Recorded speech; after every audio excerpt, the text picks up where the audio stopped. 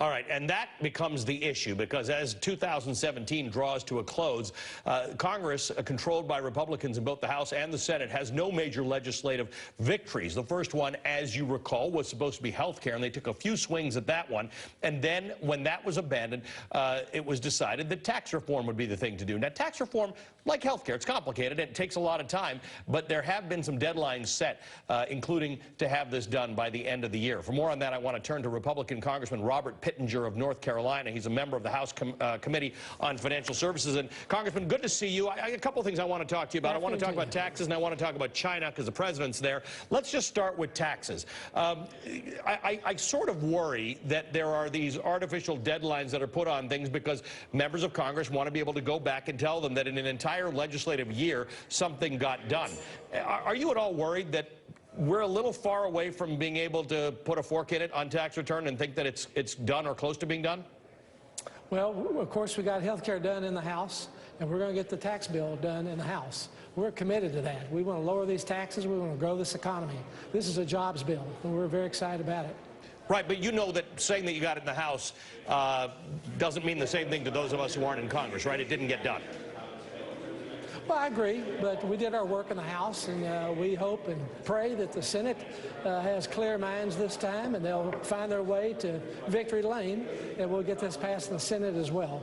All right, what part of it, you know, I struggle with breaking it down and trying to figure out the White House talking about the fact that it'll increase it'll increase the average income by about $4,000 to a house. You know, I hate talking about averages because that could mean that rich people just get a lot richer. How do you translate this for your constituents into a tax bill that actually creates jobs? I know that the president wanted to call it all that stuff, but what actually, how do the jobs get created in your opinion?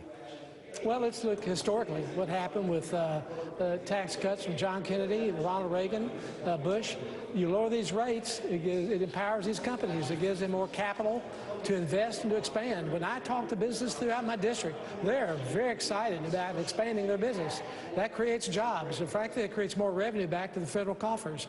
So the demand for jobs naturally increases wages. Right, so we're at 4.1% unemployment, and we haven't seen those wages increase. We went from 10% in 2009 to 4%, and wages are up just a few percent. The fact is, historically, and we can go back to Ronald Reagan's tax cuts on this, tax cuts may do things, they don't increase wages for working Americans.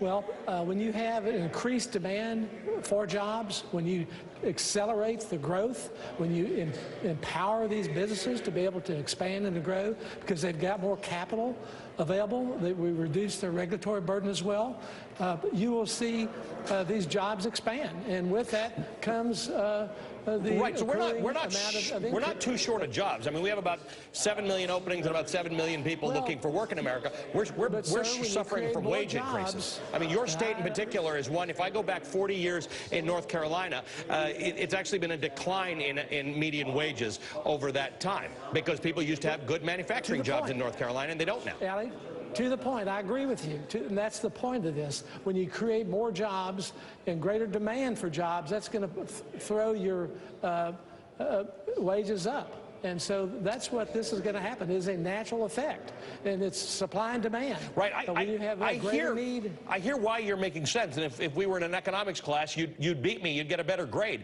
But the truth is, we have done nothing but create jobs for coming in on 150 months now in the private sector. Wages have barely budged. The Obama administration, where we were stagnant, we had the lowest growth we've ever had since World War II. But I can go back forward. I mean, we've got all these numbers.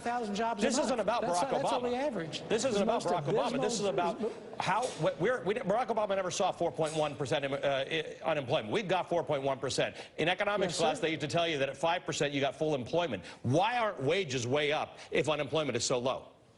Again, Allie, it's the fact that when you expand your economy, when you're creating more jobs, that creates the demand for personnel, and then they have to pay more to attract those people. It's just pure logic. And that's what's going to happen. You know, in the 80s, when we cut these taxes, we created 300,000, 400,000, 500,000 jobs a month. We had an average growth over 4%.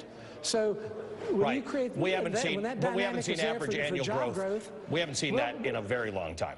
But let's get to the next topic. And that's why we had these tax cuts. I'm just saying. happy to look at an example of that works, but tax cuts don't equal wage growth in America. Well, John Kennedy believed it, and Ronald Reagan believed it. Jack Kennedy believed it. A lot of smart people. Congressman, you're talking about before there was cable. You're talking about when I had hair. I mean, this is ancient history.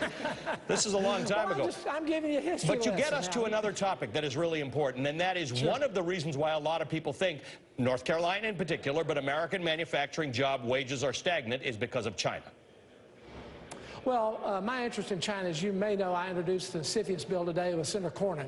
And this is frankly to target those businesses who have being sought by the Chinese to acquire them that have a direct relationship to our military and our national security.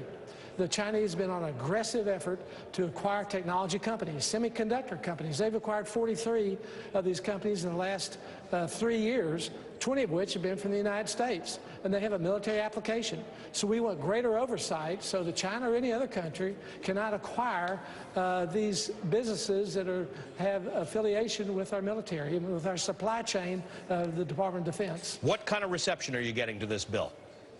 I think very good. We've attracted bipartisan spirit, the House and the Senate.